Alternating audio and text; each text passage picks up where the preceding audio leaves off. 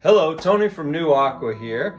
Let me show you how easy it is to install your new tank RO system right under your kitchen sink. This installation guide covers both the pump and no pump reverse osmosis systems with a tank. After unpacking, let's review all the components of your RO system. The first thing that we have lined up here is the upper RO system assembly. This has your carbon polishing filter and your RO membrane filters right on top, and they're all pre-connected. These are fitting connections that we will inspect just to make sure that they're all tight before we proceed. Next up is the 3 filter housings. You have 1 carbon filter, 1 pre-carbon filter, and 1 sediment filter. 1 4.8 gallon water storage tank, 1 filter housing wrench, 4 colored hose sections, 1 tank ball valve, 1 water feed adapter, 1 drain saddle, roll of Teflon tape, 2 filter housing elbows, 1 TDS meter, 1 RO membrane that fits into the upper RO system assembly, a high quality faucet with an easy to use on and off valve, and the most important part of all, the leak stop valve. Please note that failure to install the leak stop valve will void the warranty on your RO system. So please install this. It'll save your cabinet and your house from any damage if a leak occurs. It's a really ingenious little device where right after your water feed adapter, this is in line. So then all of your connections in your whole system are after this. By flipping up this lever, that closes the valve in here. It has this little cartridge that fits inside this tray like this. It sits lowest in your cabinet right on the floor. If a leak occurs in anywhere in the system and starts leaking on the floor of your cabinet, this little cartridge will swell up and pop that lever up, which closes the valve. Simple and genius. Let's look at the tools you'll need for the job. You want an adjustable wrench, a 14mm wrench, black marker, a razor knife, Phillips screwdriver, and a 1/4" drill bit on a good drill. Let's define what the different stage systems are, starting with the stage 5. The stage 5 is your ground level baseline system, okay? So it has 1 sediment filter, 1 pre-carbon filter, and 1 carbon filter. But then you have your RO membrane in here, and you have your carbon polishing filter. That is the base system. Next up is stage 6 with the alkaline filter. So again, it has the same filters as before, the first 5, and then the 6th final stage is the alkaline filter. That helps improve, mineral content and the taste. Now the next stage 6 system replaces the alkaline filter with a UV filter. So this is ultraviolet light that kills bacteria and things like that. So if your water has a unique problem with that area, this will help take care of it. So stage 6 with the UV filter. And finally, we have the 7-stage system. This builds upon the foundational 5-stage system by adding the UV and the alkaline filters as a whole. This comes all assembled. All you have to do is follow the rest of the instructions. So that's the stage 7 RO system. Please note that when you order a 5, 6, or 7-stage system, that all of these filters will come pre-attached and assembled on top of the unit. What you will see me do in the rest of this video, though, is attaching some of these filters in a couple different configurations, just so you see how the unit functions as a whole and just to give you a deeper understanding. Let's start with an inspection of the upper RO system. So you can see that we have these pre-configured connections. Really what you want to do is you want to make sure that they're pushed in all the way. And really, if you take off the clip, just like that, then you can make sure it's pushed in all the way. Then pull out gently till you get a space there. And we'll replace the clip. Let's do that with each one. Remove the clip. Push the tubing in all the way. Then replace the blue clip. That'll ensure a leak-free installation. Okay, now that we've checked all of the clips, let's stand it right back up. What we're going to focus on next is the elbow installation. That's these little elbows here. This step is only for no pump systems. If you have a system with a pump, you may skip this step. There's two of them, one for each side. You'll notice that these have two rubber O-rings for leak-proof performance. You'll notice that it says in here. What we're going to do is we're going to take one of our 90-degree elbows and we're going to install it here.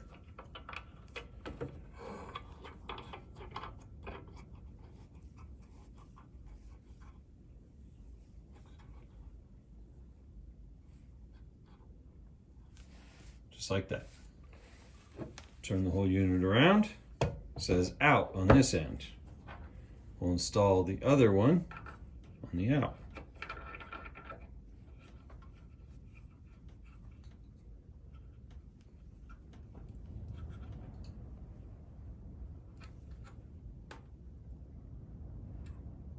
Just like that, pointing up. Please note the red color on the connector matches up with this tubing. First, we'll take off the blue clip. We'll push the red tubing all the way down in there.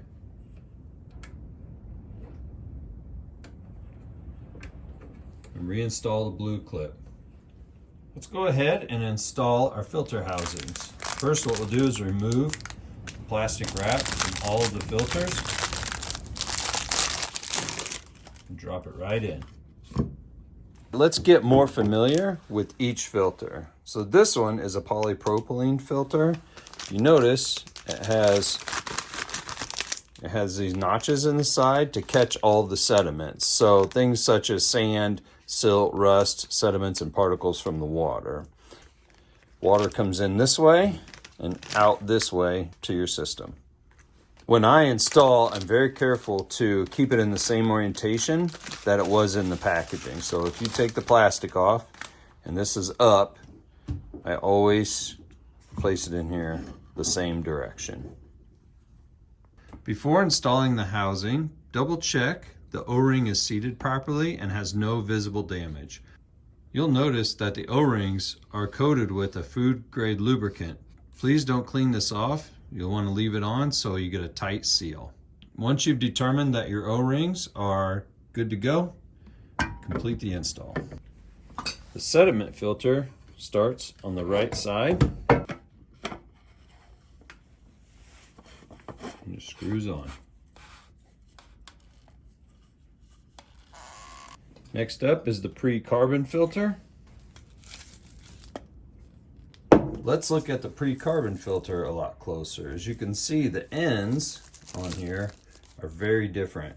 It has these vents on the inside, and this bottom is totally different than the top. So it's very important to make sure it's in the filter housing the proper way, otherwise water will not flow through it. But that is the pre-carbon filter.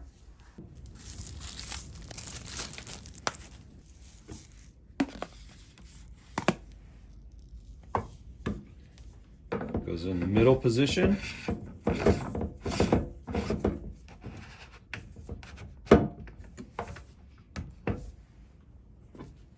And finally, the carbon filter. You'll notice that the carbon filter is like a screen material, so water goes in the side and then out the center to flow through the rest of the system. The bottom and the top look very much the same, but it's still very important to stick to how the label is oriented to be placed into the holder. Make sure that these silicone O-rings are on the top and the bottom.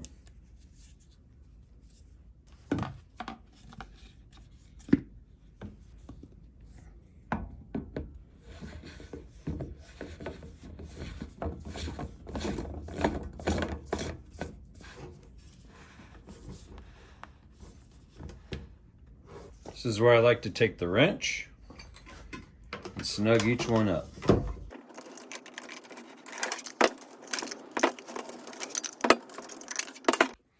If you've purchased the Stage 6 system, let's go ahead and install the alkaline filter now.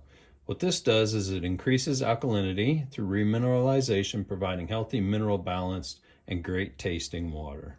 So what it does is it snaps on top of the Stage 5 carbon polishing filter, just like that. Then the water line that normally connects to your faucet would just connect to this in series. First, we'll cut the tubing. What you want to do is you want to get a sharp blade and you want to put it across the tubing. And I like to use an old board to cut on. And I'll go across the tubing and I'll push with the tip using a downward stroke to cut through it and then cut the remaining part off. See how nice and square that is? That way it will fit into the quick connect fitting and not leak.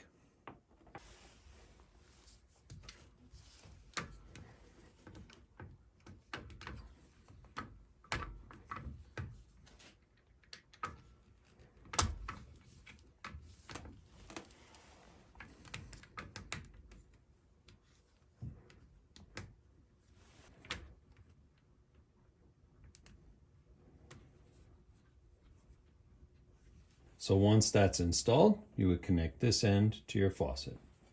For those of you who have purchased the 7-stage UV filter, let's go ahead with that installation. The mounting clips. Position it right on top of your carbon polishing filter.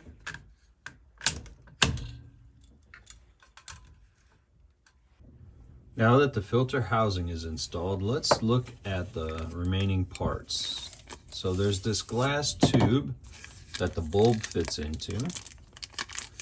So kind of looks like a lab tube. This keeps the water outside of the bulb. Okay, so it's closed off there. So we have that. Then we have our bulb. We have our end cap and a silicone O-ring. Let's go ahead and place the closed end of the glass tube inside the filter housing. Now in the center of the filter housing on this end is a spring. What that does is that holds the tube level and in place. Next, let's place the silicone O-ring over the glass tube. What this does is prevent water from leaking out the end of the housing. Next, we'll take the metal cap, place it over the tube, and tighten it by hand. It's important for a leak-free tight fit that you feel the end of the glass tube here. That should make it secure. To keep the oils of your skin off of the glass, use a pair of mechanical gloves or latex gloves. What happens is the oils on your skin get on the glass. When the glass is in operation, it develops a hot spot that could weaken the glass and therefore shorten the life of your bulb. So gloves are highly recommended. Next, let's connect the light bulb to the ballast. You can see that it's not a perfect square, so you can match it up, plug it in. Now let's place the bulb inside of the housing.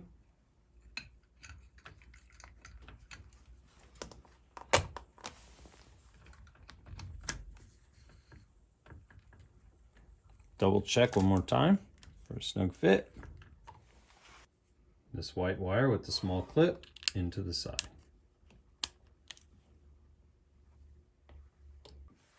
Let's go ahead and connect the water line.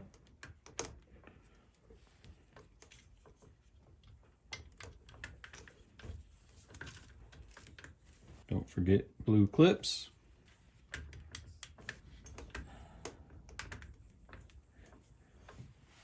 Let's take a second and talk about, this is the feed water adapter where your water comes in right on your cold line. The great thing about it is it will fit a 1/2 inch or a 3/8 fitting. What you do is if you have the larger size, go there, take this and put it right on top. And now you can make this go between quite easily. Let's install the feed water adapter. First, we'll turn the valve off. We're focusing on the cold side. I tend to turn both off though because we're messing with all the water lines. After closing the cold water valve, remember to open the faucet to let any remaining water come out. Otherwise, when you disconnect the hoses, water will spray everywhere. What we'll do is we'll take this hose off and we're going to put the feed water adapter in line between them. I have the 3/8 connection here. Always look in your fittings and make sure that the O-rings are in place.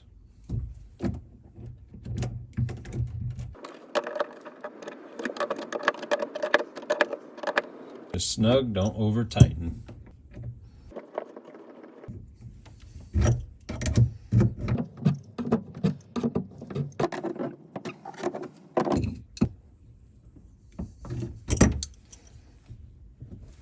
Next up is installing our drain saddle. So this clamps on each side of the pipe and allows it to drain out properly. What we're gonna do is we're gonna mount it here. You want it before the trap system, okay? You don't want it after that. If you have a sink that's a double bowl sink and you have another horizontal pipe here, you could drill the hole in the top of that and that would work out fine. Otherwise, it goes right on the side here. It's gonna be a perfect fit. Take our black marker and I'm gonna mark a hole around the side here with our 1/4" drill bit. Put it around the side here.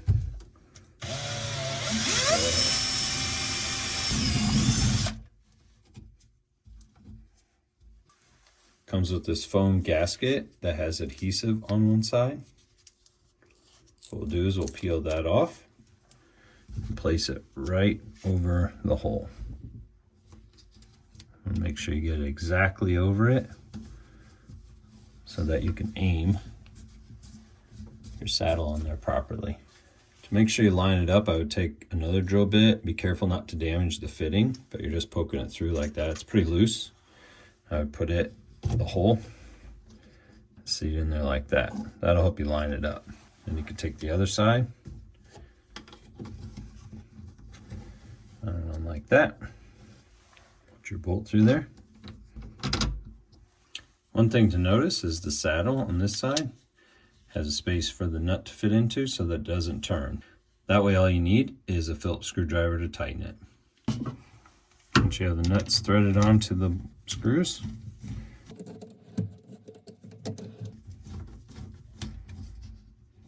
once it's kind of snug, take your drill bit, put in there, and make sure your hole is lined up. Otherwise your drain will be off. That looks good there. Be careful not to move it. Keep snugging it down. I like to go back and forth until the sides are clamped all the way shut. Getting close. You can see a gap closing up here. Now it won't budge at all. Should be good to go. Next up, let's install the faucet. If your installation requires drilling, locate the spot on your countertop where you would like the faucet and make sure that it hangs over the sink appropriately. The countertop we are installing on today is quartz, but keep in mind that these methods apply to granite or any other stone countertop that is prone to cracking. If you are drilling through quartz or granite, you will need to use clay to make a pool of water for drilling as so. When drilling into quartz or granite, you have to use a 5/8 diamond-tipped hole saw drill bit like we're using. When drilling into wood, laminate, or other non-stone countertops, drill a pilot hole using a 1/4" drill. Then switch to a 5/8 drill bit to finish the job. Let's go ahead and secure the faucet. First the rubber washer, then the big flanged nut. Spin it all the way up there until it's nice and tight.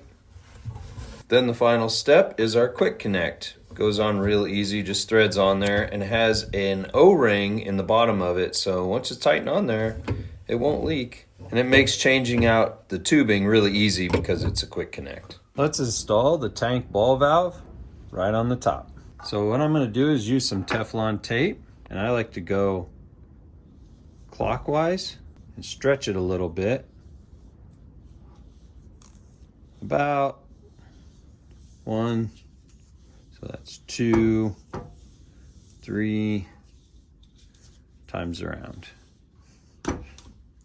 Make sure you don't get any of the pieces down in there. Nice and clean. Yeah, very important you have the hole very clean.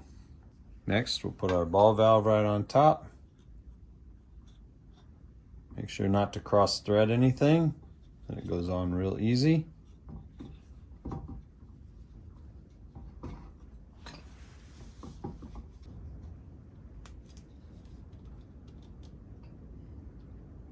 All the way down till it's snug.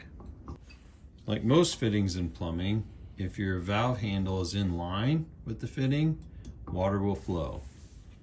If it's crossways, water will stop. Let's go ahead and place the RO system right in the cabinet.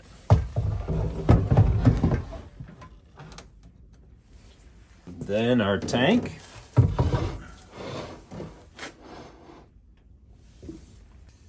Let's install our leak stop valve. Remember, if the paddle is up, that means it's shut.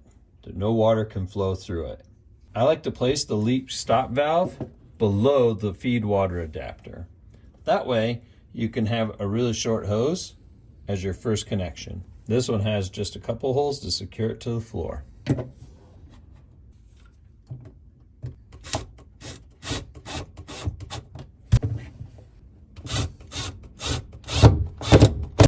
Let's start making system connections. You'll notice that the tubing comes in blue, yellow, red, and black.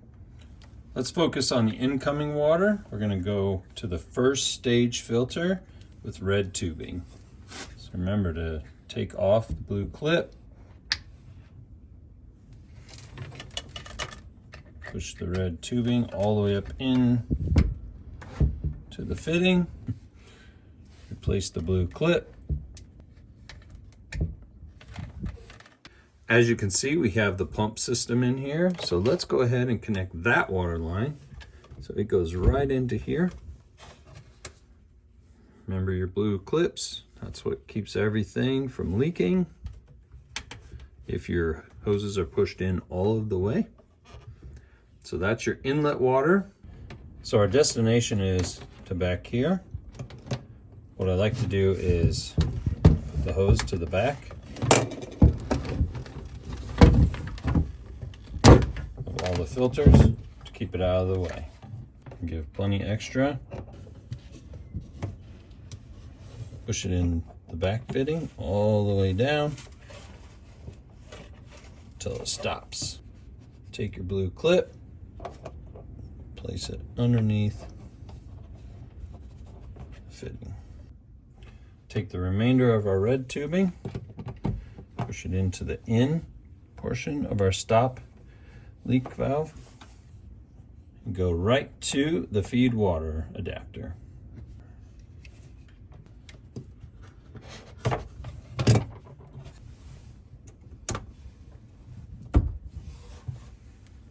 Blue clip. So normally you would take the tail end of your faucet here and you would put it in the corresponding connector depending on the stage of system that you have. I'm going to do something a little different here and put a quick connect on here because I'm going to show you how to hook it up in multiple ways. It's just going to make it easier for me. So don't necessarily follow this if you already know the destination that you're going into. You have the 5-stage system. What you do is you go off the carbon polishing filter right here to the end of your faucet. Cut a piece of blue tube, place in here all the way. Connect the other end. Do a quick connect. Remember your blue clips.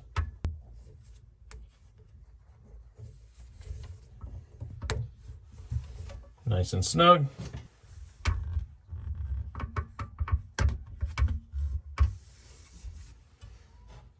To connect the faucet to your 6-stage alkaline filter, use this fitting.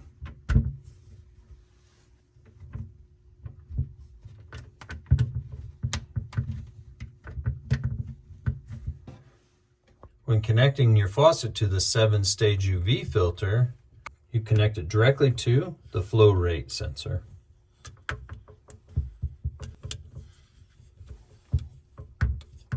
Find a secure location above the filter unit to mount your power supply.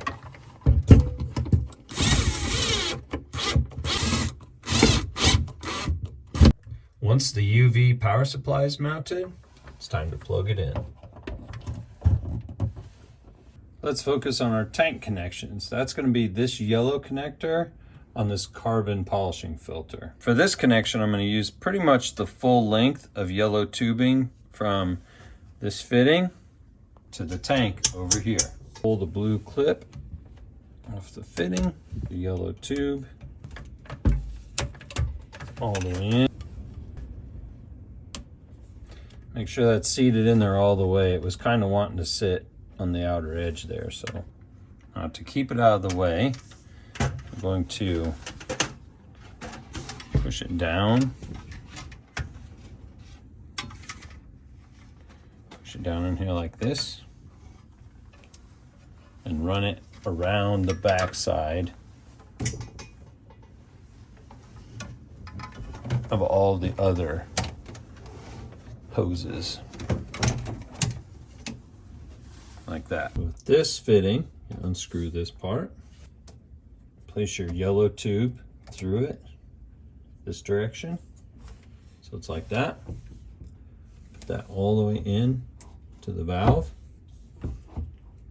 Slide that over. Finger tighten. It'll expand the inside in there and make a snug fit. So you'll locate the drain flow restrictor. That's where the black tubing goes into for the drain. Pull the clip off. Push our black tubing in there. All the way. Our blue clip on. Make sure it's seated underneath that collar. Sometimes they want to go on the outside of it. Let's mount this right in our drain saddle. All the way in. Very important. And our blue clip.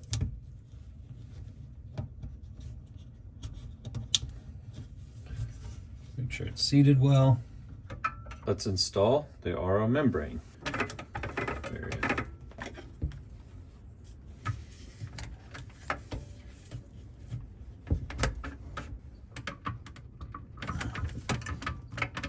Make sure that goes in all the way. It's kind of stuck on me and didn't really want to seat in there properly.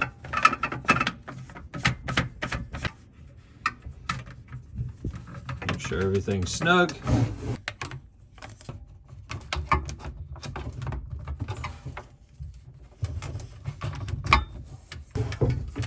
Fittings are all tight. Get back where you need it. Now that we have everything installed, let's inspect each connection. It's very important to go through and make sure that each connection is pushed in and secure, and you have all your clips on. Every single connection. So I'll look at every hose.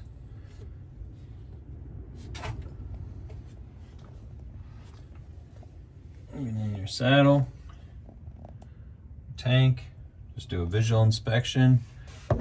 Make sure you've used the wrench to tighten every single filter housing, just so there's no leaks at the top here. Now, whether you have the pump system or the non-pump system, first time startup is essentially the same. The pump really just assists in filling up the pressure in the tank.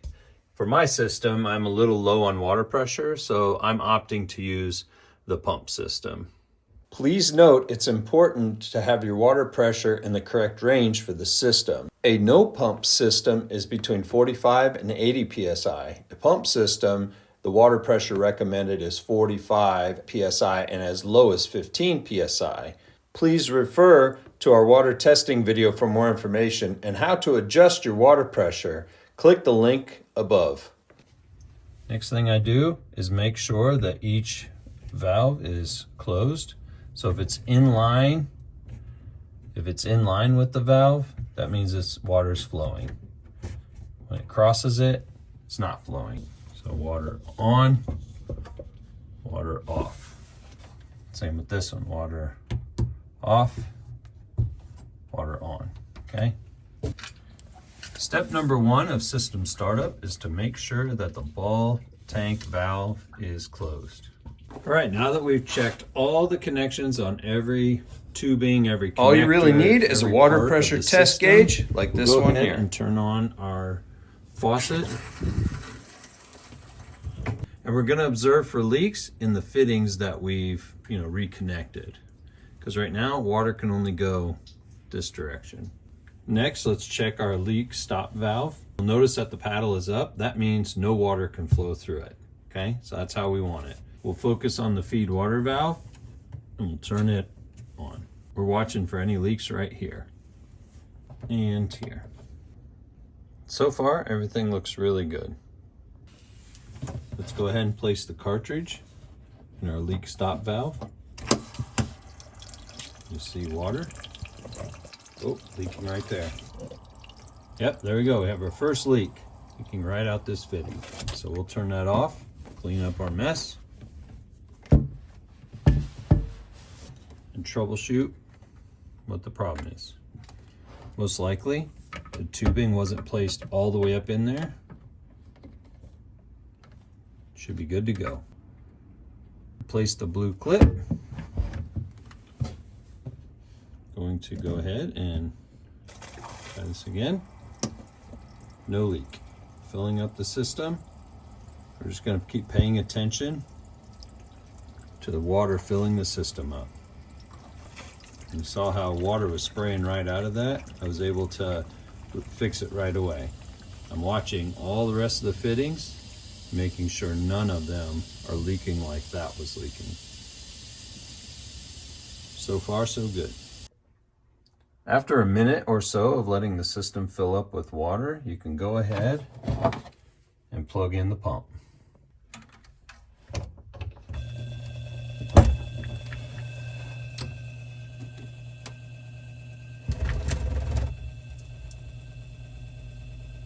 We're just watching the whole system. Everything looks good so far. With the tank shut off and the system filled with water, let's turn on the faucet just to run out any particulates before we open the tank. Now go ahead and turn on the ball valve to fill up the tank. All right, so the tank is full. That took about 2 hours fill time. In my situation, the water pressure is a little low, so I'm using the pump system. If you have really good water pressure, it'll take about 2 hours for your tank fill time also. What we're gonna do now is drain the tank to get rid of any particulates or anything in the system. We're just gonna get it totally flushed out. So what I'm gonna do is turn the feed water valve off. I've unplugged the pump, and then what we're gonna do is just turn on the faucet. And it'll drain the tank in about 5 minutes. So far, the water looks pretty clear, so there's not a lot of particulates in there from the filters, but sometimes you'll have little black particulates, and that's normal. That's okay. But so far, so good. You can see how the stream is not as strong as it used to be, so we're getting near to the end of the tank. So down to a thin stream. That's what it looks like when the tank is empty.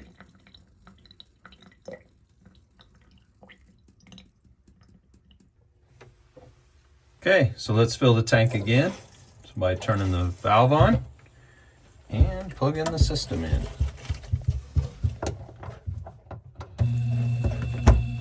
Hear the motor come to life. And this is a good time to check for any leaks in your cabinet, on your system.